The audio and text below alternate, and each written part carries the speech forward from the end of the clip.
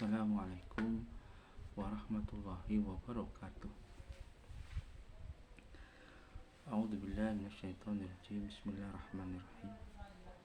Rabbi israh li sadri wa yassir li amri wahlul 'uqdatam min lisani yafqahu qawli. Amma ba'du, teman-teman, sahabat-sahabat semuanya yang jauh di sana, yang dekat di sini, semuanya mudah-mudahan dalam lindungan Allah Subhanahu wa taala. Yang menyimak dan yang menyampaikan mudah-mudahan menjadi amal yang positif, amal jariyah yang bisa kita harap, amal yang selalu bisa kita harapkan. Tentunya semua langkah ini tidak ada lain harapannya, tidak ada bukan, yaitu harapannya berharap lindungan Allah Subhanahu wa taala, lindungan zahiran wa batinan dalam kategori jalan yang diridhoi oleh Allah Subhanahu wa taala. Amin ya rabbal alamin.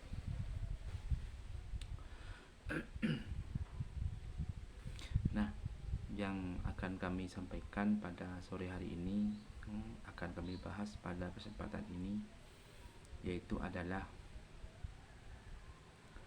kategori anak sukses,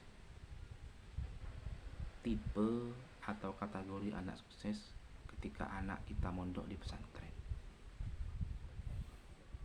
Ini kami baca dan kami pahami dalam berbagai rangkuman cerita dan nasihat dari para guru dan para kiai yang kami jumpai. Apa saja? Yang pertama itu orang tua. Ya. Orang tua itu sosok yang paling penting. Orang tua atau wali, ya, sosok yang paling penting, yang paling menentukan dan yang paling bisa membuat perubahan kepada anak itu. Kenapa? Karena orang tua itu nomor 2 setelah anak itu memang dalam segi pola pikir dan dalam segi visi dan misi dalam mondok itu, baik itu dalam segi spiritual, finansial, dalam segi fisik, itu memang orang tua sangat menentukan. Makanya kalau orang tua masih sehat, masih ada, masih mampu untuk banyak melangkah dalam segi hal tanggung jawab, ini akan menentukan juga kesuksesan anak ketika di pesantren, utamanya dalam segi niat. Jadi orang tua itu yang betul-betul mau niat memondokkan anak dan juga siap dalam menanggung semua risiko atau semua kejadian atau semua langkah. Ini harus betul-betul ikhlas yang diemban atau yang dilaksanakan oleh pondok pesantren. Buktinya kemarin, ya, ketika saya anak sakit itu, kalau kita misalnya, ini contoh, satu anak kita sakit di pesantren, akhirnya punya niat dibawa pulang, tapi ketika izin ke guru tidak diperbolehkan, itu diharap tidak pulang. Walaupun kadang orang tua kan sebel, sakit hati atau marah, itu jangan sampai seperti itu. Karena kalau sampai seperti itu mengakibatkan secara spiritual itu tidak bagus. Berprasangka jelek ke pondok, berprasangka tidak baik ke pengasuh atau keluarga pengasuh, itu hal yang fatal, hal yang tidak baik. Itu akibatnya bisa-bisa anak mondok itu bisa menyebabkan anak tidak barokah. Jadi memang harus siap segalanya dan siap semuanya. Insyaallah kalau belum waktunya tidak akan jadi apa-apa. Maksudnya anak tidak akan mati, ya tidak akan sakit. Semua itu memang sudah ujian. Makanya sebagai orang tua memang betul-betul siap segala hal, siap segala apa yang terjadi. Karena ketika biasanya ketika anak sakit kan orang tua kan gelisah, ya, apalagi anaknya sakit sudah parah. Saya kemarin anak saya tuh sakit, dan sakitnya itu sudah sering lupa, sudah sering di luar akal. Jadi sakit sudah lupa, jadi ngomong sendiri sudah lupa. Mungkin karena panasnya tinggi itu lupa. Itu kan kalau pas izin ke pondok terus tidak diperbolehkan izin pulang, tidak semua orang tua itu kan bisa menerima kan dalam kondisi seperti itu. Pasti marah-marah. Ini pondok tidak memahami anak. Ini pondok kalau ada apa-apa siapa yang mau tanggung jawab kan? Nah, ini yang harus kita persiapkan dan kita teladani. Ya memang kita harus mampu lah untuk siap dalam segalanya, termasuk dalam menangkap seperti itu, utamanya dari segi orang tua. Ini yang pertama. Terus yang nomor 2 adalah segi anak. Anak itu pun juga sangat menentukan dasar atau menentukan awal suksesnya anak di pesantren. Kalau anak yang harus kita hindari itu ada tiga hal, tiga macam. Dan ini memang khusus anak.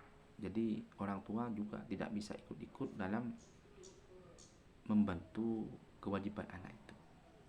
Apa saja kewajiban anak di pesantren? Satu, ya, ini tip biar suksesnya. Satu, anak itu memang taat kepada guru, kepada kiainya. Jadi patuh, tidak melanggar aturan. Patuh apa yang dilakukan, apa yang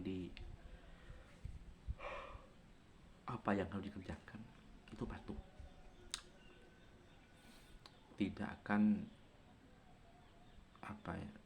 akan main-main. Satu itu patuh, taat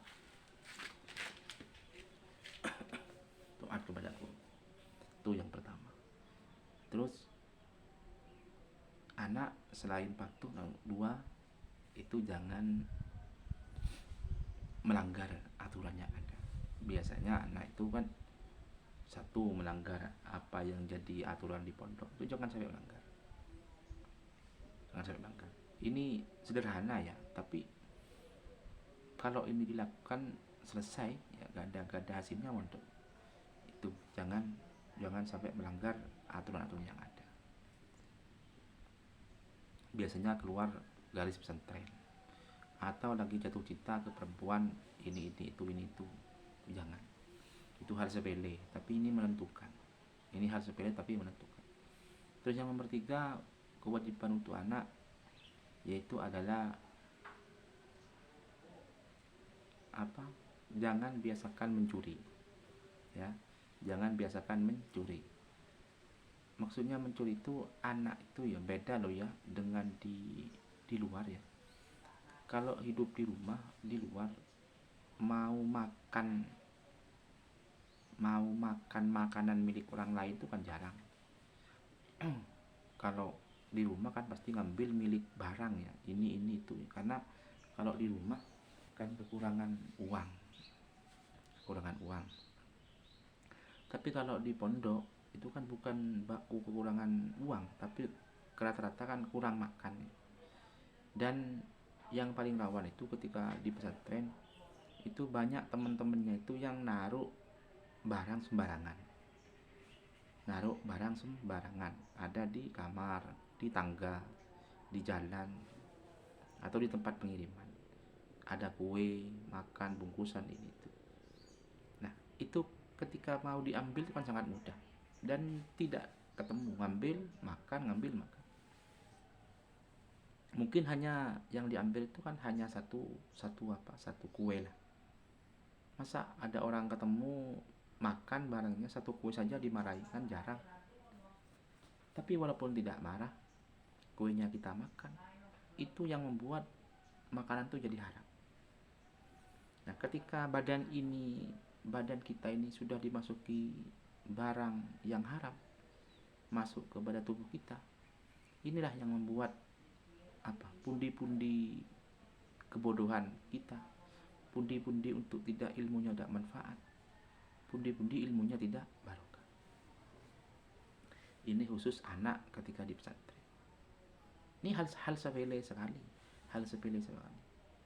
ya, ini hal sepele. Tapi kalau ini tidak dihindari, tetap kita lakukan dalam di pesantren, wah, mondok dimanapun,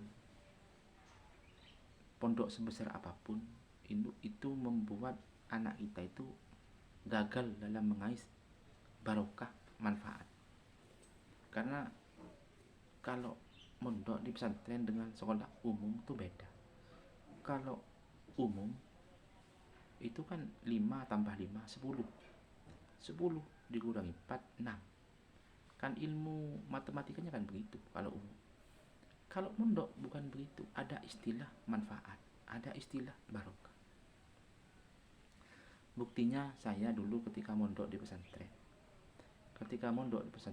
banyak teman-teman saya ketika itu anaknya orang tidak punya, ya, anaknya orang miskin.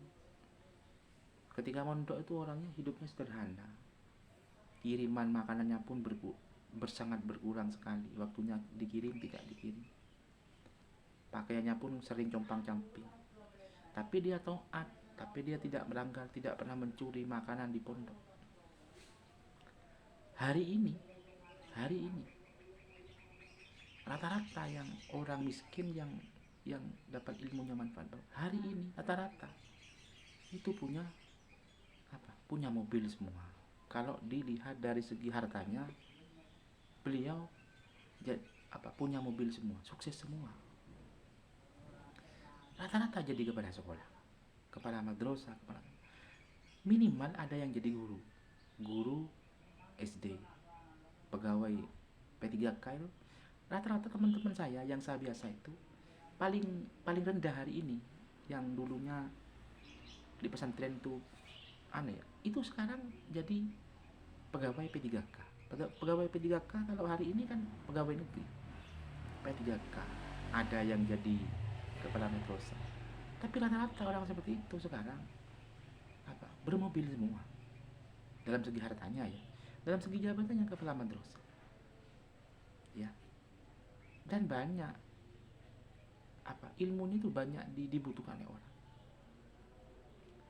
Nah, inilah, cek saja dengan teman-teman yang lain yang berfoya-foya di ketika sekolah, ketika mondok, hari ini gak jadi apa-apa. Bahkan dulunya itu saya pernah punya, teman saya itu punya sepeda, namanya sepeda Grand, Honda Grand. Dulu kan mewah ketika itu. Sampai sekarang dia ada ganti sepedanya, sepeda Grand Honda, sepeda Honda Grand Honda.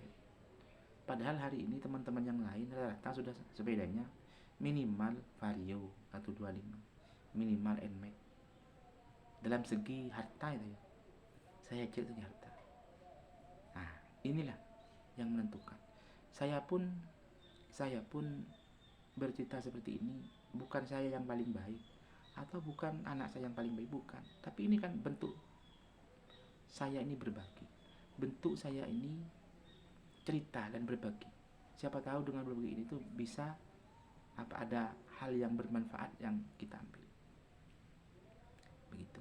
Karena semua itu yang menentukan kan hati. Ya, itu nomor 2. Terus yang nomor 3 adalah pesantren, pondok. Pondok itu pun juga sangat menentukan suksesnya anak. Kenapa? Karena ketika mondok di pondok pesantren yang maju, yang bagus dari sebuah kualitas dan kuantitas, itu juga akan menentukan kepada anak-anak kita. Contohnya waktunya ngaji disiplin bagus, spiritualnya pun juga bagus.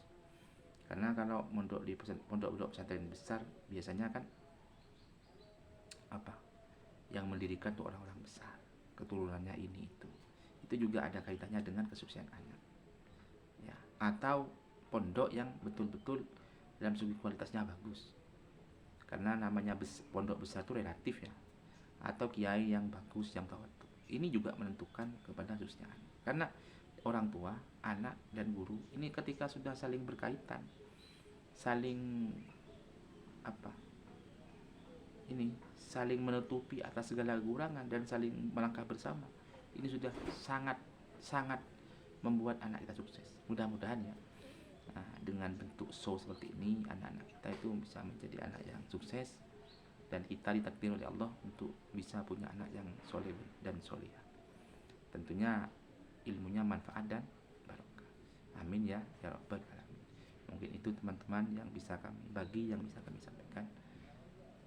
Kurang dan lebihnya kami mohon maaf yang tidak terkira. Kami akhiri wallahul muwaffiq ila aqwamit thoriq. Assalamualaikum warahmatullahi wabarakatuh. Yang berkunjung ke channel saya, yang berkomentar di channel saya ucapkan banyak terima kasih.